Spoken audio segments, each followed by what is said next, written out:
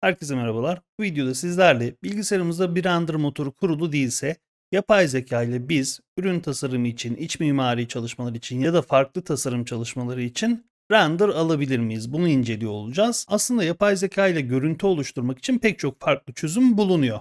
Bu videoda konuşacağımız konular biraz daha bizim standart, klasik 3 boyutlu modelleme ve görselleştirme yani render çalışmalarımıza yakın duran şekilde olacak. O çalışmaların yerini alabilecek şekilde bir iş akışı oluşturabiliyor muyuz? Buna bakacağız. Bu sebeple de kendi başına çalışan, kendi arayüzü olan bir yapay zeka sistemi kullanmaktansa 3ds Max'in içinde çalışan, oradaki 3 boyutlu geometrilerimizi de işin içine kataraktan hesaplama yapan High Diffusion eklentisi üzerinden sizlere asıl anlatımı gerçekleştireceğim. Bu video arkadaşlar tam olarak bir ders videosu değil. Yapılacak her şeyi size bakın önce böyle kuracaksınız. Kurduktan sonra bakın önce şunları yapmanız gerekiyor ki çalışması lazım gibi basamak basamak tüm detaylarıyla anlatmayacağım. Biraz daha yapay zeka ile bir tasarımcı nasıl görseller oluşturulabiliyor, o iş akışını bir göreceğiniz ve kendiniz için kullanıp kullanamayacağınızı tartmanızı sağlayacak bir video olmasını hedefledim bunun. 3ds Max ve korona eğitimime yapay zeka ile bir tanışma dersleri olaraktan 1 saat civarında bir içerik ekledim. Arzu ederseniz o eğitimler üzerinden gerçekten ders olan videolarıma ulaşabilirsiniz. Arzu ederseniz de zaten benim bu videoda paylaştığım kısa kısa yerleri siz daha detaylı araştırıp herhangi bir kaynaktan da öğrenebilirsiniz. Şu ana kadar render şeklinde konuştum. Videonun sonunda yapay zeka ile 3 boyutlu modelleme işleri ne alemde? Hani bizim gibi mimarlar ya da endüstriyel tasarımcıların işini görecek noktaya geldi mi? Ona da kısa bir değineceğim. Şimdi gelin bu videodaki asıl aracımız olan High Diffusion'ın hem bir ne olduğuna bakalım hem de nereden edinebileceğinizi konuşaraktan videomuza başlamış olalım. High Diffusion aslında TypeFlow ismindeki farklı, daha kapsamlı, çeşitli simülasyonlar için kullanılabilen bir eklentinin parçası olarak 3ds Max'e geliyor. TypeFlow Pro'nun sitesinden Get TypeFlow deyip, yani aslında kuracağınız şey TypeFlow'dur, High Diffusion değil. Buradan o çalıştığınız gün en güncel TypeFlow versiyonu neyse onu indirip bildiğimiz 3ds Max pluginlerini nasıl kuruyorsak her zamanki yöntemimizle kurmanız High Diffusion'a ulaşabilmeniz için yeterli. Boş bir 3ds Max açaraktan High Diffusion'ı göstermeye başlayacak olursak da 3ds Max'i açtığınızda viewportunuzun ayarlar kısmından High Diffusion'ı aktif edebiliyoruz. High Diffusion arkadaşlar normal viewportumuzda çalışıyor. Görüntüleri de viewport'ta oluşturuyor. High Diffusion'ın çalışabilmesi için ilk çalıştırdığınızda setup kısmından config UI'yi kurmanız gerektiğini de unutmayın. Benim tabii ki şu anda kurulmuş durumda. Görüntü oluşturma kısmına gelirsek. Bakın burada benim bir önceki yaptığım çalışmalardan hatırladığı bazı ayarlar var. Bunları bir sıfırlayalım. ChatGPT'ye yazdırdığım detaylı bir mutfak promptunu buraya yapıştırıyorum şu anda. Promptu ChatGPT'ye yazdırmamın tek sebebi arkadaşlar uzun bir prompt yazmaya üşenmiş olmam. Burada A Modern Kitchen yazsanız bile, bu arada Türkçe desteklemiyor, zaten görüntü oluşturması için yeterli olur. Görüntü oluşturma kısmında kullanmak istediğiniz stili, promptunuzu, negatif promptunuzu, kullanacağınız yapay zeka modelini, görüntünüzün boyutunu vesaire seçebiliyorsunuz. Dikkat etmek gereken, bu video çok ders gibi olmayacak dedim ama bunu çok basit söylemekte fayda var. Yapay zekada oluşturduğum görüntünün en boy oranı neyse safe frame'in de aynı olması için bir ayar yapıyorum render ayarlarımızda. Render boyutumuzu kare formata getirmiş oldum. Ve bakın Generate Image'a basıyorum. Tamamen standart ayarlarda sadece prompt ile görüntü oluşturuyoruz. Buradaki tanımlamaya uygun bir şekilde kullandığımız modele de tabii ki bağlı olaraktan bir mutfak görüntüsünü anında oluşturduğu görüyorsunuz. 3ds Max için de High Diffusion'la bildiğimiz prompt yazma yöntemiyle görüntü oluşturmak bu kadar kolay. Bu sistemin güzel tarafı sizin donanımınızda çalışması. Gerçi bu hem iyi olabilir hem kötü olabilir. Şöyle gösterecek olursam, arkadaşlar ekran kartınızın RAM miktarı burada kullanabileceğiniz modelleri vesaire çokça etkiliyor. Bakın biraz daha yüksek bir çözünürlükte tekrardan görüntü oluşturayım. Yine kare formatta olsun. Generate Image dediğimde dikkat edin, RAM kullanımı arttı. İşlemci kullanımı tabii ki görüntü oluştuğu süre boyunca arttı. Bu arada hem ekran kartımın işlemcisinin kullanımının hem de normal işlemcimin kullanımında yükseldiğini görüyorsunuz. Bu yaptığınız işe göre değişecek. Çözünürlüğü değiştirdiğim anda yapılan mutfağın da değiştiğini görüyorsunuz. Bakın bir önceki çözünürlüğe dönersem ve görüntü oluşturursam görüyor musunuz? Aslında aynı görüntüyü oluşturuyor. Fakat çözünürlüğü değiştirmem bile, ortaya çıkacak görüntünün piksel cinsinden boyutunu değiştirmem bile neye sebep oluyor? Yapay zekanın yaptığı hesaplamanın ve verdiği sonucun değişmesine sebep oluyor. Bunun arkadaşlar burada özellikle altını çizdim. Çünkü bugüne kadar benim yapay zekayı tasarım işlerinde çok fazla kullanmayı tercih etmememin sebebi bizim milimetresine kadar hesap verilebilir ve sürekli tutarlı görüntülere ihtiyacımızın olması. Yapay zeka çok güzel görüntüler oluştursa da biliyorsunuz kendi kafasında kendi hayal ettiği şeyleri gösteriyor ve bakın burada da çözünürlüğü değiştirdiğimiz anda mutfak gitti, başka bir mutfak geldi. Benim tasarım çalışmalarımda final görüntüye özellikle giderken yapay zekaya birazcık mesafeli durmamın önemli sebeplerinden biri budur. Ama arkadaşlar bu sistem ilk konseptleri oluşturmak için çeşitli varyantları hızlı hızlı oluşturup müşterilerimize bakın böyle bir şey mi isteriz yoksa şöyle bir şey mi isteriz diyebilmek için de oldukça güzel bir sistem. Ve 3ds Max'in içinde kullandığımız bu sistemde basit 3 boyutlu geometrilerimizi bile bir render'a çevirebildiğimiz için birazdan burada gördüğünüz bu çıplak kullanıma göre çok daha hoşunuza gidecek, çok daha bu iş görür diyeceğiniz şeyler paylaşacağım. Standart prompt bazlı bir görüntü oluşturma aracı olarak Tide Diffusion'ı kullanabildiğimizi gördük. Peki 3 boyutlu modellerimizi nasıl devreye sokacağız? Bunun için çok basit şekilde modellenmiş bir mutfak sahnesine geçiyorum. Bu arkadaşlar kullandığım sahnelerin tamamı bu videoların ders versiyonlarını paylaştığım eğitimlerimde dosya olarak mevcutlar. YouTube üzerinden dosya paylaşımına zaman ve kaynak ayıramıyorum ne yazık ki. Şöyle gösterecek olursam bakın çok basit bir şekilde modellenmiş. Hani duvarları kaldırdığımda herkes kutu görüyorsunuz. Hiç öyle detaylı bir geometri kesinlikle yok. Bu modelimizde şöyle bir kamera açısında Tide Diffusion'ı yine aktifleştiriyorum. Zaten prompt'u hatırlıyor. Ayarlar birebir aynı ayarlar. Az önce oluşturduğum mutfak buydu görüyorsunuz. Şimdi o çok basit mutfak geometrisini içeren sahnede aynı promptla yeniden bir mutfak oluşturmasını istediğimizde bakalım neler yapacak. Arkadaşlar gördüğünüz gibi şöyle 3 boyutlu yüzeylerimi de kısa bir süreliğine saklayayım. Benzer bir stilde renk tercihleri vesaire oldukça benzer olaraktan ama yapı anlamında bizim 3 boyutlu geometrilerimize bağlı kalarak çalıştı. İşte arkadaşlar gördüğünüz üzere prompt'a ek olarak 3 boyutlu geometrilerimizi de işin içine katması Tide Diffusion'ın yapay zeka ile oluşturulan görüntülerin bizim için çok daha kullanılabilir hale gelmesini sağlıyor. Burada küçük bir bilgi. Tide Diffusion aslında Stable Diffusion'ın 3ds Max arayüzünde çalışan bir versiyon. Yani özelleşmiş bir arayüz söz konusu. Aslında Stable Diffusion için olan modelleri, işte sistemleri kullanıyor. Onları 3ds Max içerisinde çalıştırıyor. Ve burada sizi yanıltmamak için hemen küçük bir bilgi daha paylaşayım. Arkadaşlar Tide Diffusion modellerimizi uzaydaki 3 boyutlu geometriler olarak algılamıyor. Modellerimizden biz kendimiz render elementler yaparken de elde edebildiğimiz depth haritasını elde edip şu anda modellerim saklı olduğu için gösteremedi. Şöyle. Bu depth haritası üzerinden sahnenin 3 boyutlu yapısını algılıyor ve bunun üzerine çalışıyor. Aslında yani öyle kutu kutu bir algılama söz konusu değil. Hatta benim bu sahnemde bakın şuradaki bütün parçalar tek bir obje olmasına rağmen sonuç görüntüye bakarsak, pardon, tekrar modellerimi saklayayım. Bakın o bütün objenin bu kısmını raf gibi yorumlarken bu kısmını dolap gibi yorumluyor. Yani obje bütünlüğü, yüzey yapısı vesaire işin içinde değil şu anda. Tide Diffusion'ın rastgelelik özelliğini açıp aynı mutfağın aynı promptla varyantlarını oluşturalım.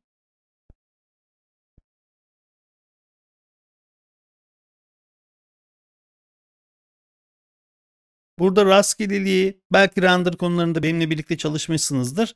Seed terimi belirliyor. Seed rakamı değiştikçe tabii ki rastgelelik durumu da değişiyor. Gördüğünüz gibi burada arkadaşlar şeyin içerisinde beyaz duvarları olmasına dair demek ki bir açıklama var ki bakın duvarları sürekli beyazda tutuyor. Gelin biraz daha rahat bir şey verelim, prompt verelim. A modern kitchen with green walls and blue cabinets dedim. Gördüğünüz gibi farklı bir görüntü verdi. Hardwood floor diyelim, en azından zemin içinde bir eklenti yapalım. Görüntülerin biraz daha hızlı oluşması için çözünürlüğü düşürüyorum. Görüyorsunuz. Her seferinde farklı görüntü çıkacak. Bunun daha kontrollü kullanılması için şurada detailers vesaire sistemler var arkadaşlar. Yani nerede ne yaptığını yönetmek için sistemler de elimizde mevcut. Bu detailers kısmında gelip maskeler uygulayıp renderımızın yani oluşan görüntünün belirli bir alanına maske boyayıp burası için ayrı bir prompt yazabiliyorsunuz. Kitchen Cabinets in Red diye bir prompt eklediğimde orayı kırmızı çözmeye çalıştı. Hem çözünürlüğü düşürdüğüm için hem de hesaplama miktarını detailer için biraz düşük tuttuğumdan dolayı çözümlemesini çok iyi yapamadı. Daha yüksek ayarlarda daha iyi bir çözümleme de yapacaktır. Gördüğünüz gibi arkadaşlar 3 boyutlu modelimiz üzerinden ve belirli kısımlar içinde farklı promptlar yazarak çalışabiliyoruz. Bu benim yapay zekaya bir süredir uzak durmama sebep olan en azından profesyonel işlerimde kontrol edilebilirliğin zor olması ve deneme yanılmaların aşırı fazla miktarda olmasına bir çözüm getiriyor. Render işleri zaten yapanlar şu anda aklınıza şöyle bir şey gelmiş olabilir. Alfa kanallarıyla her obje için böyle beyaz maskeler elde edebiliriz ve her obje için bir detailer koyup her objeye özel prompt yazarak görüntü oluşturabiliriz diye düşünenler olabilir. Evet arkadaşlar, bu da yapılabiliyor. Ama burada küçük bir nüansı da paylaşmak isterim. Ne kadar çok detailer eklerseniz, ne kadar parça parça promptlar yazarsanız bu şekilde hesaplama süreleri uzuyor arkadaşlar. Hem de ciddi anlamda uzuyor. Tabii ki bir render gibi 5 saat 10 saat beklemiyorsunuz ya da 1 saat 2 saat beklemiyorsunuz. Bekleme süreleri burada dakikalarla ölçülen şeyler. 3 dakika 5 dakika bekliyorsunuz. Hatta genelde 3-5 dakikaya ulaşmıyor süreler. Ama 3 dakika bekliyorsunuz, olmadı diyorsunuz, hadi bakalım yeni baştan. 3 dakika bekliyorsunuz, olmadı diyorsunuz, hadi bakalım yeni baştan. Diğer kısımlar hiç değişmediyse, sadece bir detailer'da bir şey değiştirdiyseniz ona göre biraz daha az hesap yapabiliyor. Ama arkadaşlar çok böyle deneme yanılma yapa yine bir anda bakmışsınız ki yarım saatiniz, bir saatiniz gitmiş. Bunun size ne kadar sevimli gelip gelmeyeceğini kendiniz tartıyor olursunuz. Bu çok basit 3 boyutlu modeller üstünden bile render almış gibi görüntü elde edebilmeye bir iki örnek daha göstermek isterim. Bir iki örnek daha göstereyim sizlere. Arkadaşlar mesela ayakkabıya benzer böyle bir şeyiniz modellediğiniz 3 tane duvar var. Açtık Tidy Vision'a. Pair of red shoes, oak, hardwood, surrounded by green walls dedim. Kısa promptları cümle olarak yazdığınızda genelde daha iyi sonuç veriyor. O yüzden böyle yapıyorum. Generate image dedik. Kırmızı ayakkabılar arkadaşlar genelde kırmızı yapmak konusunda biraz zorlanıyor. Gördüğünüz gibi. Bir de detailers'ı kapatmayı unutmuşum. Bakın dolap yapacak bir yerlere de. Hemen detailers'ımızı kapatalım. Burada arkadaşlar şöyle bir nüans var. 3ds Max birden fazla açık olsa da yapay zeka oturumu tek bir oturum. O yüzden birbirlerine taşınıyor yaptığımız ayarlar fark ettiğiniz üzere. Bunu bir kapattık. Hatta bunu artık kaldırayım buradan. Burada hesaplama miktarını biraz arttırıp görüntü olarak da ürün görüntüsü deyip kullandığım yapay zeka motorunu da daha büyük bir yapay zeka sistemine geçirip Generate Image dersem bu sefer ayakkabıların kırmızı olacağına biraz daha güveniyorum. Arkadaşlar bir iki prompt denedim sizden saklı olaraktan videoyu durdurup. Yapay zeka ile çalışmak biliyorsunuz böyle bir şey işte. Kırmızı deri sneakerlar hardwood floor üzerinde yeşil duvarlarla kaplı. Görüyorsunuz güzel bir görüntü oluşturdu. Ama yapay zeka ile çalışırken rastgeleliği kapatıyorum. Rastgeleliği kapattığınız anda artık her seferinde bu görüntüyü veriyor arkadaşlar. Aynı görüntüyü tekrar tekrar elde edebilirsiniz yapay zeka ile de. Fakat işte şimdi başka bir kameradan görüntüsünü elde edelim dediğimiz anda bakın kamera 2, kamera 1'e geçtim. Görüntüyü yeniden oluşturmamız gerekecek. Rastgelelik kapalı, prompt aynı, bütün ayarlar aynı. Görüntüyü oluştur diyoruz. Gördüğünüz üzere arkadaşlar ayakkabı çok benzese de farklı bir ayakkabıya dönüştü. Duvarda garip kırmızı bir detay geldi vesaire. Eğer yapay zeka ile bu şekilde sürekli ben ürünlerimin görselleştirmelerini yapacağım diyorsanız şu anda benim burada gördüğüm kadarıyla teknoloji şu durumda her kamera açısı için, her bakış açısı için ayrı ayrı uğraşmanız gerekecek ve %100 aynı ürünü elde etmeniz imkansıza yakın görünüyor. Burada kare kare görüntü oluşturmak için konuşuyorum. Bir ürünün animasyonunu elde ederek belki bunun etrafından dolaşılabilir. Fakat burada şöyle bir şey paylaşayım sizlerle. Birkaç ay önce Ford Otosan kamyonlarının yapay zeka ile görüntülerini, animasyonlarını paylaştı. Yapay zeka ile bir reklam ya da bir içerik paylaştı. Ve arkadaşlar işte yapay zeka ile oluşturulan o kamyon görüntülerinde kenara Ford Otosan şunun notunu düştü. Görüntüler yapay zeka ile oluşturulduğu için ürünümüzde %100 tutarlı olmayabilir. Yani bizim kamyonun köşesi aslında burada göründüğü gibi olmayabilir, haberiniz olsun dedi. İşte bir ürün tasarımcısı olarak yaptığım şeyi müşteriye gösterdikten sonra aynısını yapmakla mükellef bir iç mimar olarak belki bir mimar olarak çalışırken arkadaşlar bu bizim için çok da kabul edilebilir bir şey değil. Buna göre yapay zekayı çalışma akışınızın neresinde kullanacağını biraz doğru belirlemek gerekiyor. Videonun başında da söylediğim gibi ben son ürünün ortaya çıkmasında müşteriye artık ürün budur diye söz vereceğim görselleri paylaşmakta yapay zekayı kullanmaktan hala geri dururum. Ama ilk konseptleri oluşturmak, hızlı alternatifler ve teklifler oluşturmak içinse gayet sevimli olabileceğini bir kere daha söylemiş olalım. Diğer kamerama geri dönüyorum. Görüntüyü bakın rastgelelik sabitken tekrar oluşturduğumda bu kamerada bu ayarlarda hep bu görüntüyü alabileceğiz. Görüyorsunuz az öncekinin aynısını oluşturdu. Fakat yine küçük bir tat kaçıracak bir şey göstereyim size. Arkadaşlar görüntü oluştu. Bunun tatlı kısmı ne?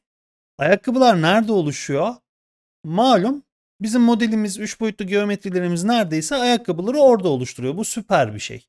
Ama siz gelip şu ayakkabıyı aldınız, şuraya taşıdınız. Tabii ki görüntü bozulacak. Görüntüyü yeniden yaptırtmamız gerekecek. Arkadaşlar ayakkabının açısını bile özellikle değiştirmiyorum.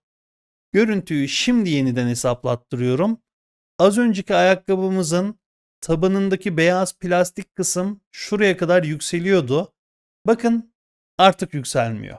Modelinizin yerinin değişmesi de tabii ki yapay zekaya verdiğiniz detayların değişmesi, datanın değişmesi anlamına geldiği için aynı rastgelelikte kamera açısını ya da geometrilerin yerlerini değiştirerek, modellerinizin yerlerini değiştirerek görüntü oluşturduğunuzda görüntüdeki ürün de değişiyor. Yapay zeka ile çalışıyorsak o bize getirdiği birçok artısının yanı sıra bunlarla da boğuşmamız gerekecek. Görüntü oluşturma mekaniklerini biraz gördünüz. Yapay zekayı daha tutarlı, daha verimli kullanmak için araçlar elbette var. Benim bildiklerim ya da bilmediklerim. Sizler yorumlarda benimle kendi yöntemlerinizi de paylaşabilirsiniz. Hocam ben yapay zeka ile görüntüyü oluştururken şöyle bir şey yapıyorum. O zaman çok sıkı çalışıyor. Hiç model değişmiyor, görüntü değişmiyor vesaire diyebilirsiniz. Ben sizlere burada küçük bir itirafta bulunayım.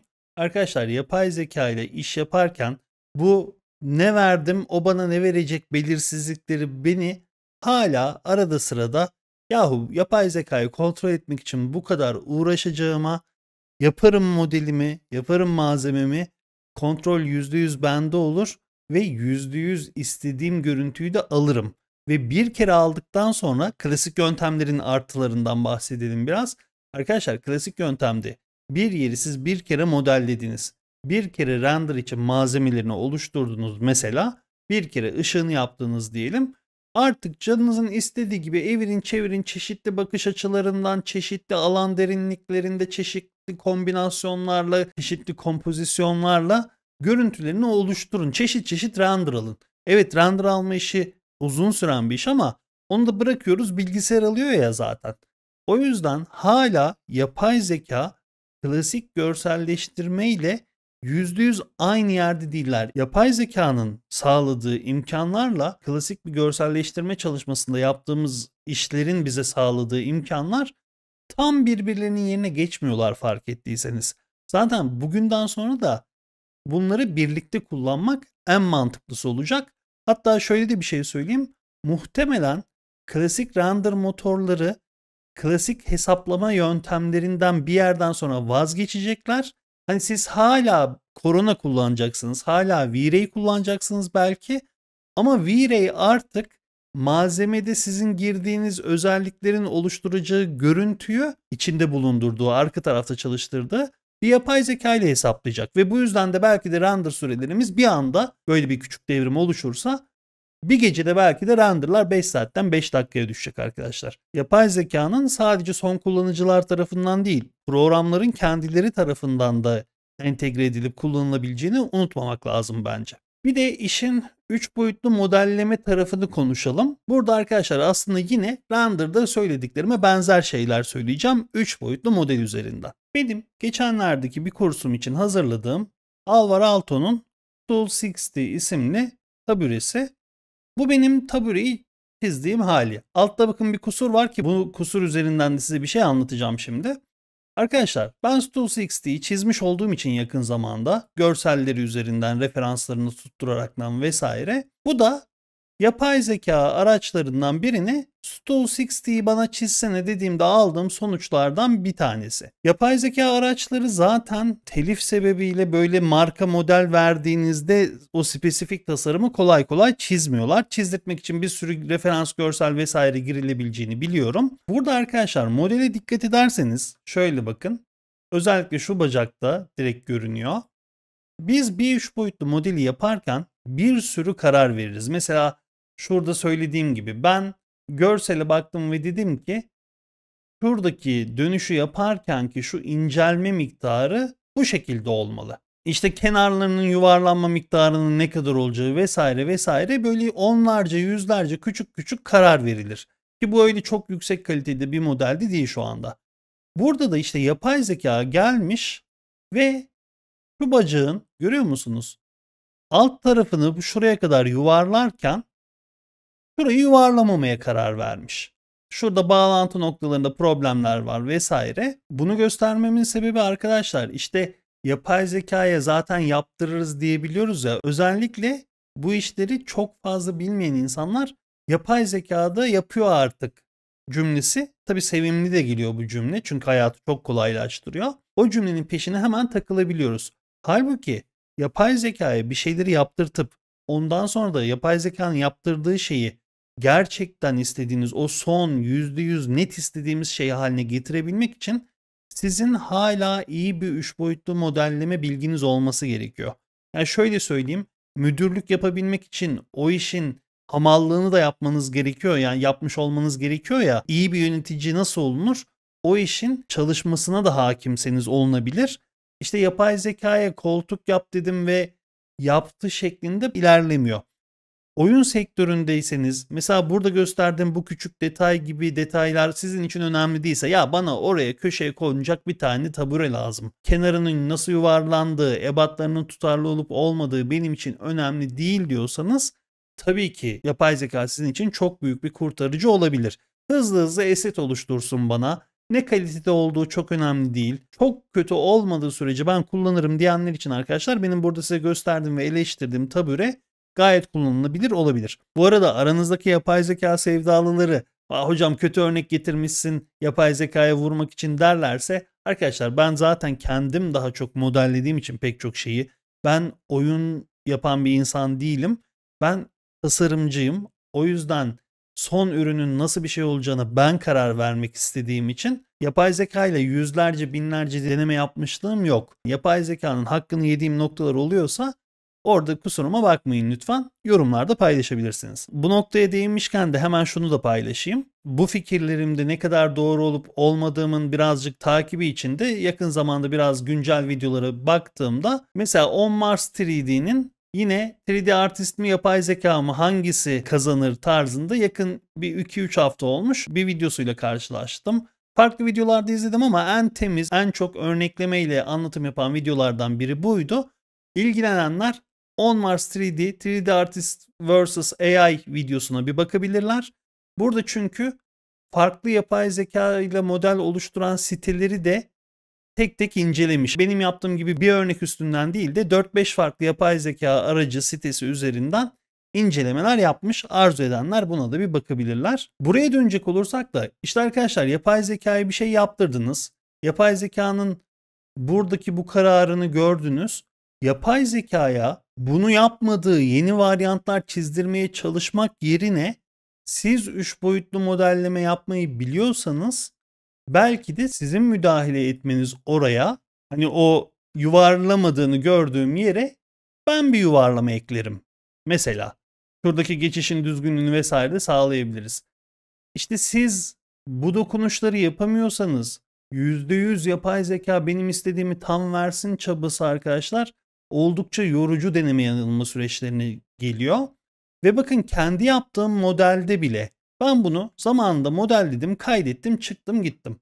Bu modeli ben düzgün hatırlıyorum, düzgündü diye hatırlıyorum. Ama ben belki 2024'te çizdim, bugün 2025'te açıyoruz. Belki başka bir aksaklık oldu vesaire. Modeldeki şu problemi görüyorsunuz. Yani yapay zekaya yaptırdığınız modellerde değil, kendi modellerinizde bile bazen böyle şeyler olur ve siz modelleme konusuna çok hakim değilseniz bunu nasıl çözeceğinizi bilemezsiniz. Bu söylediğim problem arkadaşlar yapay zekadan önce de doğru düzgün 3 boyutlu modelleme öğrenmek yerine nasıl olsa hazır modellerle yapıyoruz diye çalışan arkadaşlarımız oluyor ya. Hadi o da bir çalışma şeklidir, tabii ki tercih edilebilir. Ama işte benim modelleme ya da render'ı gerçekten öğrenmeme gerek yok. Ben zaten hazır model sürükle bırak yapacağım.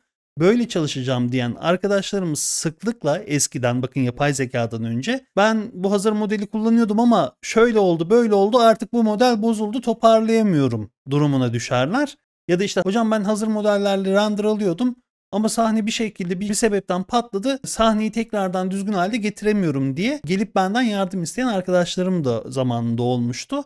İşte arkadaşlar biz hobi olarak iş yapmıyoruz. Biz profesyonel iş yapıyoruz. Bundan dolayı yapay zekayı da yaptıracak olsak, hazır modelde kullanıyor olsak bana sorarsanız yaptığımız işe hakim olmamız lazım ki problem yaşadığımızda bunu şimdi kim çözecek durumuna düşmeyelim. Ya da ekibimizde onu çözebilecek nitelikte insanların da olması gerekiyor diyelim. Ve burada bakın ben bu problemi görünce ilk önce bir Allah Allah dedim. Ne yapabiliriz? Mesela yüzeylerin smoothing grup numaralarını bir temizleyip yeniden oluştursak düzelir mi dedim. Bu çok benim denediğim bir şeydir. Görüyorsunuz düzelmedi. Tamam dedim, madem öyle o yüzeyleri programa yeniden çizdirttim. Bakın hangi komutu kullandığımın önemi yok arkadaşlar. Şeyi düşünebilmek önemli. Ben o yüzeyleri programa yeniden çizdirteyim. Burada en pratik border modundaki cap komutuyla yeniden çizdirtmek kolay oldu. Ama burada önemli olan kullandığım komut değil. O yüzeyleri yeniden çizdirteyim diyebilmek. Yüzeyin yapısına göre zaten mesela atıyorum orası biraz karmaşık bir yer. Şu yüzeyi yeniden çizdirecek olsaydım border modunda cap'i kullanabileceğim gibi kenar modunda bridge'i de kullanabilirdim.